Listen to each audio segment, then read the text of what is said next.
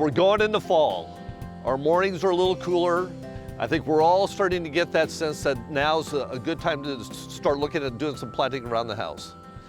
So a couple of things to keep in mind. If you're in an area that's seems a little too warm, seems a little dry yet, maybe hold off a little bit on our planting for the fall. We still have some time.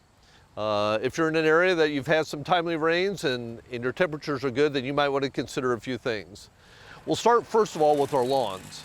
So this is a really good time to go in if you need to improve your lawn a little bit. You can do some aerating, run that dethatcher over your bluegrass or your fescue, your cool season lawns. We're not going to want to do any buffalo grass seeding right now, no warm season grasses, but we can look at our cool season grasses, our bluegrass and fescue.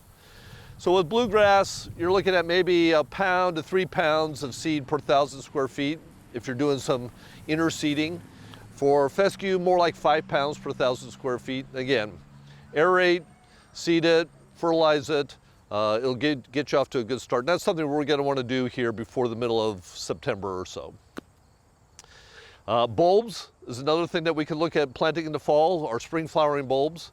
We're going to want to stay away from dahlias, gladiolas, that sort of thing, cannas. We don't want to plant those this time of year, but our alliums or daffodils, tulips, all those, this is a good time. Follow the instructions. They all have different depths. Make sure we do the pointy side up when we're planting our bulbs. Our shrubs, this is also a good time to do that.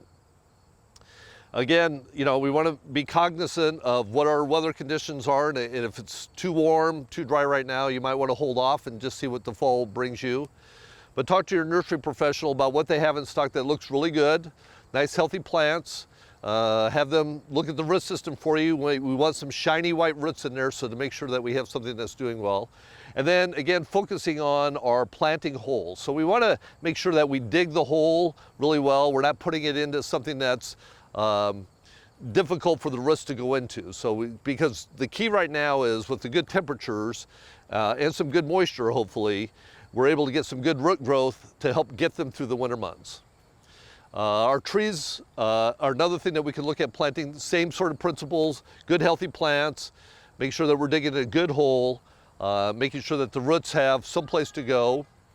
So that's something to look at. So some things to avoid with trees and shrubs. Some of our evergreens we may want to put off until maybe next spring. If you can do it fairly soon, here before the 1st of October, so things like rhododendrons, boxwoods, our evergreen trees need time to develop root systems. So that's something that we want to make sure we give them enough time.